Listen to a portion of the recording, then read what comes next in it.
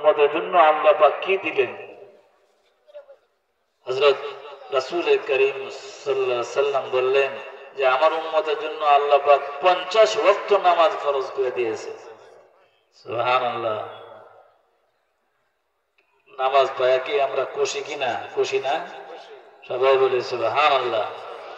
তো মুসা আলাইহিস সালাম বললেন যে হে আখিরি জামানার নবী, আপনার উম্মত 50 ওয়াক্ত নামাজ আদায় করতে পারবে না। আমি তো দুনিয়া থেকে গিয়ে আসছি, আমার অভিজ্ঞতা আছে। এখনই আপনি আবদার করুন, করে নামাজের সংখ্যা কমায় আলুন।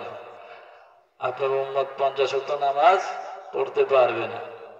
এই জন্য আল্লাহ রাসূল ভাবলেন যে মুসা তো আমার আগে গিয়ে আসছে দুনিয়াতে, তার অভিজ্ঞতা আছে। আল্লাহ রাসূল আল্লাহ পাকের কাছে আবদার করলেন যে আল্লাহ, আমার উম্মত পারবে না এত নামাজ। মুসা আলাইহিস সালাম বলতেছেন আপনি নামাজ কমায় দেন। বিভিন্ন রাওয়ায়াতে বিভিন্ন ভাবে কমায়া দেওয়ার কথা আসছে। কোন রাওয়ায়াতে আসছে অর্ধেক অর্ধেক করে কমায়া 5 ওয়াক্তে আনা হয়েছে।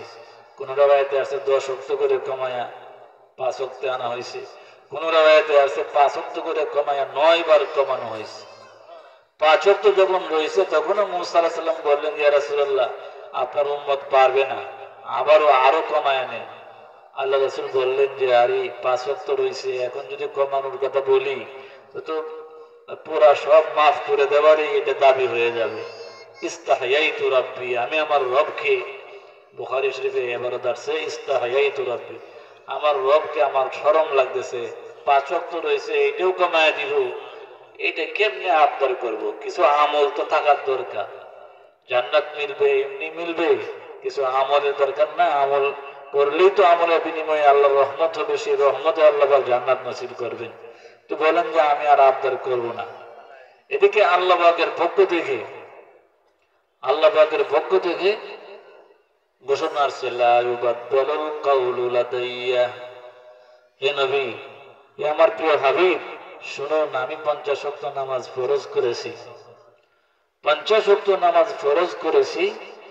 আপনার যে উম্মত 5 ওয়াক্ত নামাজ পড়বে, 45 ওয়াক্ত তো আমি কমায়া দিলাম। আপনার যে উম্মত 5 ওয়াক্ত নামাজ আদায় করবে, আমি তাকে 50 ওয়াক্ত নামাজের সওয়াব দেয়া দিব।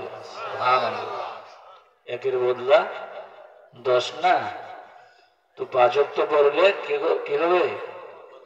এক ওয়াক্তের বদলা 10 ওয়াক্ত, তো 5 ওয়াক্তের বদলা আল্লাহ পাক 50 ওয়াক্তের সওয়াব দেয়া দিবে। তো সেই নামাজ এতটা গুরুত্বপূর্ণ যে সেই নামাজ 50 ওয়াক্ত থেকে 5 ওয়াক্ত আসছে, সেই 5 ওয়াক্ত পড়লে 50 ওয়াক্তের সওয়াব আমাদের মিলে যাবে।